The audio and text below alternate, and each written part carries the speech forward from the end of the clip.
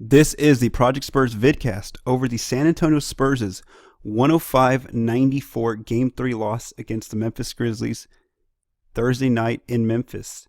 I'm Paul Garcia of ProjectSpurs.com. As always, please follow us at ProjectSpurs.com and also follow us on Twitter at Project Spurs and at my Twitter handle as well, at Paul Garcia NBA. Let's go ahead and break it down this game where the Spurs did, even though I did predict a sweep in this series, the Spurs actually suffered their first loss. And I didn't think that this was possible with Tony Allen being out, just because I felt like San Antonio had too many weapons. Memphis would struggle. It would be a grinded out type of game. And here goes the Grizzlies. Made me look pretty not having all that logic in the basketball world, because, they actually put 105 points on the Spurs, where I thought like these games would be like in the 90s or, low 80s and stuff like that. So let's go ahead and break this game down a little bit. Spurs' top three playmakers were Kawhi Leonard, LaMarcus Aldridge, and Patty Mills. Now, just know that they didn't really play the entire game. Pretty much 3/4 is all they got out of Pop got out of them, because the score was so big for Memphis. It ended up being a 22-point game. So let's go ahead and first talk about Kawhi. He finishes with 18 points and 11 shots. Another efficient night. Puts up 3 assists, 4 rebounds, 1 block. Shoots 4-4 from the free throw line. Plays just 30 minutes. Now, in the first half, you saw Memphis again continuing to trap the pick and rolls between him and Dedmon, between him and Gasol, and making him get rid of the ball. He rarely could get a post up, and that's kind of something you're always going to see in the series, is that they're going to constantly try to get the ball out of Kawhi's hands. He did a very good job of attacking the Grizzlies' defense before they were set. So sometimes in transition, like if the Grizzlies would make a shot, he would bring the ball down and try to attack one of their defenders, so that he could beat them on the isolation and either drive to the rim, or so that he could also try to get somebody open for like an open three, or get the ball moving. So that's something he needs to really continue to focus on, is trying to attack that Grizzlies defense before they get set, because once they're set in the half court, it's very easy for them to trap and kind of get the ball out of his hands, and then he has to either force shots or he doesn't get to be a huge impact player. One other thing that I noticed when reviewing the film was there was a pick and roll where Kawhi ran a pick and roll with Pau Gasol, and Pau actually set the screen near the free throw line. It wasn't necessarily all the way out to the 3-point arc. And while this does kind of cramp your spacing, if you can space it out pretty well, you can get that quick switch at the big, because the Memphis can't really trap that, because it's so close to the paint area. And so what ended up happening was Marc Gasol actually had to switch on to Kawhi, and in that segment, Kawhi took Gasol out to the 3-point line. He kind of took him off the dribble and ended up driving in, and you saw that dunk last night, where he dunked on Vince Carter and his own teammate, pretty much, Pau Gasol, in one sequence. So that's something where they can kind of tinker with the offense. They could also try running Kawhi off a few screens, like with their floppy set, where they get Kawhi and Danny underneath the baseline, and then have Aldridge and Gasol or Aldridge and Dedmon set some picks for them. That way, you got to get the defense moving. You can't just like walk it up and say, hey, we're going to run a 1-5 pick and roll, a 3-5 pick and roll, or a 3-4 pick and roll, because I think the Grizzlies already have that down their defense, and it really makes it harder for Kawhi to try to score. So that's something that you can look for. And also, one thing I would suggest for maybe the Spurs try is using more of the double drag screen, even when Dedmon's in there. So the double drag screen, for those of you that do not know what it is, it's when it was made famous by the Clippers with Blake Griffin and DeAndre Jordan, where Chris Paul kind of calls for a screen. The two big guys go up and set what we call a double drag screen, and one of them pops for a jumper while the other rolls to the rim. So, with Dedmon and Aldridge in the lineup, you could have Dedmon be the guy who rolls to the rim while Aldridge is the guy who pops for the jumper. This could be a little wrinkle the Spurs could throw in there for Kawhi, just to help him out a little bit, because it's harder for Memphis to trap when they have two big guys right there, and you don't really know which way Kawhi's going to go, left or right, when you have a double drag screen. So that might be something maybe Pop implements into the offense with Dedmon. And then same thing for Gasol. When Gasol's in there with Aldridge, both of them can shoot, both of them can drive, can roll to the rim. So that's something that maybe the Spurs do implement.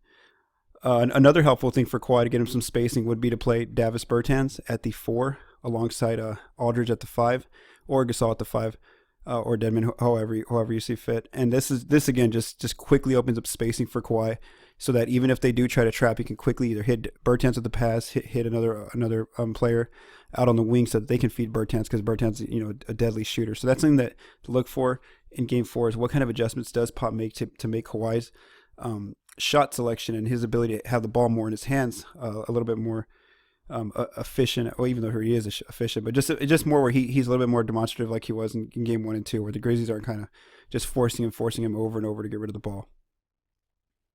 Next is Aldridge. He finishes with 16 points on 8 shots. He shoots 6 of 10 from the free throw line. He had 11 rebounds and 1 block in 30 minutes.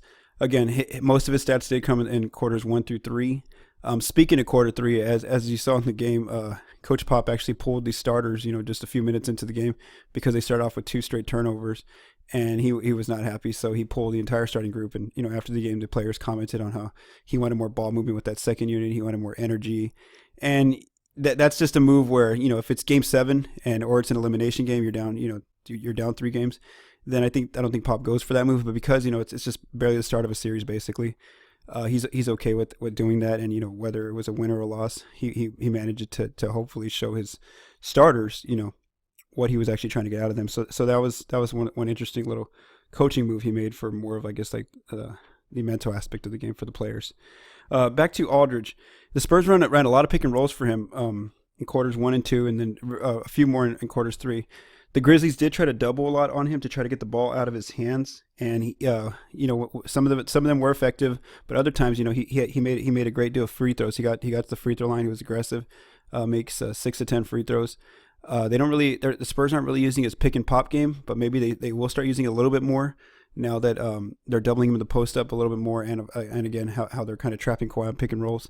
So that could be something that you could see as Aldridge getting a few more looks in the pick and pop game. Patty Mills finally got going in the series. He had a rough shooting first 2 games of the series.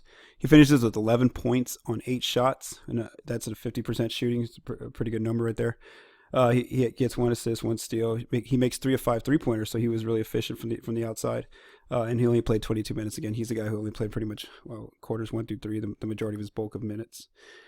Patty was finally, if they double teamed Aldridge, Patty was right there to shoot a 3. If one cool play that Aldridge and Patty put together was, if you watch the Portland Trailblazers, there's a sequence where CJ McCollum will throw a pass to the big, and then the big will flip it right back to him, and he'll get an open 3 off a screen. It's like a quick dribble handoff, like in motion. JJ Redick does this as well with the Clippers. And so on one possession, Patty, he's driving the ball down. He passes to Aldridge at the top of the center arc. Aldridge quickly throws it right back to him before the defense can get set, and Patty gets a wide open 3, and he swishes it through the net. So those are little things that the Spurs can implement into their offense to get Patty some looks as well. Going real quick back to Kawhi, one thing that one sequence you saw was they found him on a high low with Pau Gasol in the post, so that the Grizzlies pretty much don't let Kawhi have one-on-one matchups in the low post because he could take Selden, he can take Carter or whoever's guarding him, and just off the dribble and finish or back them down. So what they did was they put Pau at the free throw line, and once Pau had the ball at the free throw line, he passes the high low to Kawhi and he gets an alley-oop. So just things like that is what the Spurs should look to try to do as far as tinkering with the offense. One guy that it used to be in the playmaker spotlight was Tony Parker. So he was averaging 16.5 points per game through the first 2 games. Everybody, it's still a very small sample size. It's hard to put to take a lot of stock into 2 games. Even though he looked really good as far as being aggressive, really attacking Conley, using those teardrops. And for some reason in game 3, it just wasn't there. Whether it just more so it looked like the lack of aggression. Kawhi, Dedmon, and Danny Green all got into early foul trouble in the first quarter, and you would expect that's a time for Parker to get more aggressive. He's going to get more shot attempts. He's going to get to be a little bit. He needs the offense on his shoulders a little bit more, and he really didn't. I went back and watched all the film. He only took 4 shots in the game. He ran maybe like 6 to 8 pick and rolls just as the primary ball handler. And so that was just something you didn't see at all. He wasn't really as aggressive as you saw in games 1 and 2. And they do need that. You're not going to expect, like I said in the last vidcast, you're not going to expect 18 points from Parker every game. But, you can at least expect 12 to 14 somewhere in there. And if he can give them that, just be that third consistent guy, it really helps out, take the load off Aldridge and Kawhi's hands each night. And it doesn't make it as easy for the Grizzlies to double those guys or trap them as well. So maybe Parker will have a bounce back game in game 4, and we'll see what the Spurs do to get him a little bit more aggressive in the offense and get him some more shots and really make Conley play some defense by attacking him. The Spurs' offense shot 47% from the floor. It looks like a great number, but if you take out the fourth quarter where the Spurs' bench unit pretty much scored 31 points, that was actually their best scoring quarter, but that was the game was decided already. If you take out that quarter, that percentage is actually really low. The Spurs also made 10 of 24 threes in the game, shot 42%. One part that really hurt the Spurs was their free throws. They only made 57% of their free throws. They did get to the line 28 times, despite Coach Fizdale's rant. The previous game, the Spurs still got to the line. They were really aggressive in getting there, and it wasn't just the garbage time minutes. Take the garbage time minutes out the fourth quarter, and the Spurs still, when they were kind of still in the game, they shot 13 of 22 from the line. So that's something they definitely need to improve. Now that they're on the road for Game 4, is making sure they get those free throws. You add 12, you add 12 more free throws points, and that's that makes it a closer game. You don't know if Memphis gets away in that aspect and running away with it. As the Spurs have continually done, they finished with 16 assists on 34 makes in this game, which is a 47% assist percentage. That's something that one of our writers, Colin Reed, wrote about. He had a really good article. I advise you to check it out on projectspurs.com. He talks about how the Grizzlies, their grinded out type defense really makes the Spurs have to take shots really late in the shot clock, and so those assists don't get racked up. They're also limiting the Spurs' possessions by playing really good deny defense as well, and taking away their primary options initially in any kind of set. So that's a good piece that Colin wrote about why you see where the Spurs' assist numbers are at against the Grizzlies. The Spurs, the turnovers actually look pretty good, 12 turnovers for just 13 Memphis points, but it's when those turnovers took place that really hurt the Spurs Thursday. Like it says there, 5 turnovers in the third quarter, and 2 of those just to kick off the third quarter, which made Pop take out the starting lineup. So they actually came at the worst time, which was when the Spurs were still kind of close in the game, or when they were trying to make a comeback. It was those turnovers still that haunted them. And same for the bench. The numbers look really good for the bench, 52 to 23. However, when you take out that fourth quarter, where a lot of the young guys scored, the Spurs barely outscored the Grizzlies bench 25-17. I know a lot of people are making some noise about Manu Ginobili, who is scoreless so far through 3 games in the series. He's not really getting a lot of great looks. He's actually, just in Game 3, he had 2 open threes. And, one of them was like wide open, but, they're not, outside of that look, the Grizzlies are playing pretty good defense on him. The Spurs aren't really getting him involved as well, as far as like either going to the basket or getting him a lot of spot up opportunities. So it'll be interesting to see if Ginobili kind of gets a little spark in the series going forward. Now we're going to go ahead and shift over to the defense. And we're gonna talk about one guy in particular for the Grizzlies, but for that we'll break down their stats. The Grizzlies ended up shooting 51% in the game, which is really good. Which obviously leads to 105 points at that type of shooting percentage. They made 9 of 22 3-pointers. 2 guys that really stepped up for them that you didn't see this happen in San Antonio were Wayne Selden. He ends up making 2. He had a really nice stroke, whereas in San Antonio, I think he airballed a 3, or it was just like way off when I saw him in person at the AT&T Center. And then also Andrew Harrison hit a 3 for them. So when the Grizzlies role players are at home, this gives them, the crowd's behind them. They're just going to feel way more confident. So the Spurs have to be ready to anticipate that. As far as you leave some of these guys open now, they're not going to be reluctant to shoot it. Some of them, or somebody like James Ennis did a really good job of cutting whenever the Spurs would leave him open from 3, and he did either get to the basket or open up some shots for other players. The Spurs won the battle in the glass, 42 to 33. They continually through 3 games now, they've done a great job of keeping the Grizz off the offensive glass. So this game could have got a little bit worse had the Grizzlies got more offensive rebounds. But then again, the shooting percentage might have led to why they didn't have as many chances. On the free throws, the 18 of 20 free throws for the Grizzlies, Fizdale talked about how, after Game 2, how Conley was the guy who never really gets calls, who doesn't get the respect in the league. He deserves what ends up, Conley ended up getting 8 free throw shots in that game. So that was just kind of, in a way, it was kind of worth it for him to take that $30,000 fine, because it did make the refs aware. And though the Grizzlies did commit more fouls overall in Game 3 and the Spurs got more free throws, at least the coach, Coach Fizdale, his point was made, so that Mike got some respect in that aspect. For their transition points, the Spurs played pretty good transition defense against Memphis, only holding them to 9 points. Now let's go through some of the 3 Grizzlies stars. You had Marc Gasol, 21 points on 14 shots, efficient game. He's their go-to guy, so you expect that from him. It was a 20-point game. Mike Conley, 24 points on 13 shots, even more efficient than Gasol. He's one of their primary options, so you expect that from him.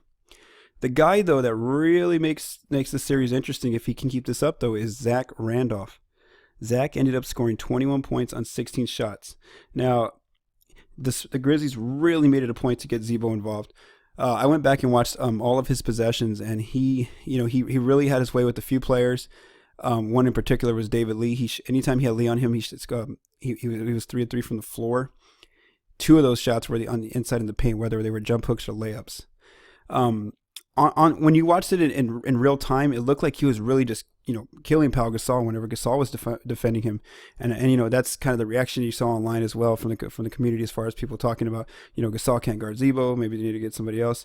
So then actually when you go back a day later and watch all the film, you actually see that Gasol was okay. It wasn't horrible for him. So I actually took a look at Z-Bo's stats and where he scored from and against who. So against LaMarcus Aldridge, actually, he took 4 shots and he made 2 of those shots.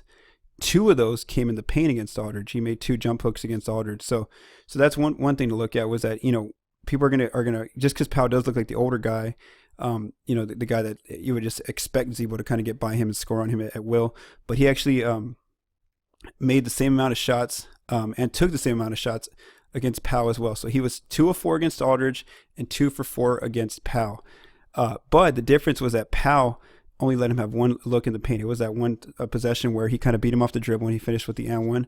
Outside of that, though, Pau actually played good defense on him. He actually made him take very tough contested mid-range jumpers from the outside, from about the elbow area. Same for Aldridge. Outside of those 2 looks he gave him the paint, he kind of kept him in the outside in the contested area. It was more so just Lee that, the Spurs, I don't know if they can actually go back to Lee guarding Z-Bo again. Maybe they give Bertans a shot. Maybe they give Dedmon more minutes. That might be the move I think you see them make once they go back and watch the film, is that he really got a lot of his stuff off jumpers, and it was mostly on Lee. As for Bertans, that's an interest, like I mentioned, for Kawhi to help him out with the spacing part. That's an interesting wrinkle, is that, if you do give Bertans some minutes, then you have to live with him guarding Z-Bo. And in this game, Z-Bo only took 1 shot in the post against him, and he was 0 for 1. Bertans did a great job of just going vertically up and kind of just putting his hand his way, and he's really tall and athletic, this kid. So he kind of got a good contest on Z-Bo's jump hook. So whether or not they go to that drastic of a change right now in Game 4, I don't think that's going to happen yet with Bertans, but, it should, the series get 2-2 or the Spurs go down 2-3, something like in that scenario, then I could see Pop bringing that Bertans card out as well. So I think for now they might either increase Dedmon's minutes or just live with Aldridge and Gasol and Pau sharing minutes on Z-Bo. But one thing they really can't do is let Z-Bo get 20 over those 20 points, become a guy who's really efficient for them and playing well, because then it gives them that third scorer that they're not supposed to really have on their roster. You expect those 20-point games from Mark and Mike. But if you're going to let a third guy get going, especially on a night like when Parker didn't get going, or, Patty Mills was the third leading scorer with 11, that really hurts the Spurs, because they put so much more pressure on Kawhi and Aldridge to have to do everything for them while they're getting double teamed and getting, trapped and stuff like that. So that's something that the Spurs do definitely need to look at going forward into Game 4. And so now the Game 4 will be kicking off Saturday, April 22nd, again in Memphis. It's an earlier tip-off, 7 p.m. Central Standard Time for the Texas folks out there. It'll be broadcast on TNT and Fox Sports Southwest. Again, they're maybe Pop makes a few adjustments. Like I said, maybe bringing Dedmon on Z-Bo, maybe bringing in Bertans, going to that extreme. It'll be interesting to see. And then there's just little things in the offense that the Spurs can do to try to get Kawhi some more efficient looks, and same for Aldridge. So for ProjectSpurs.com, I am Paul Garcia.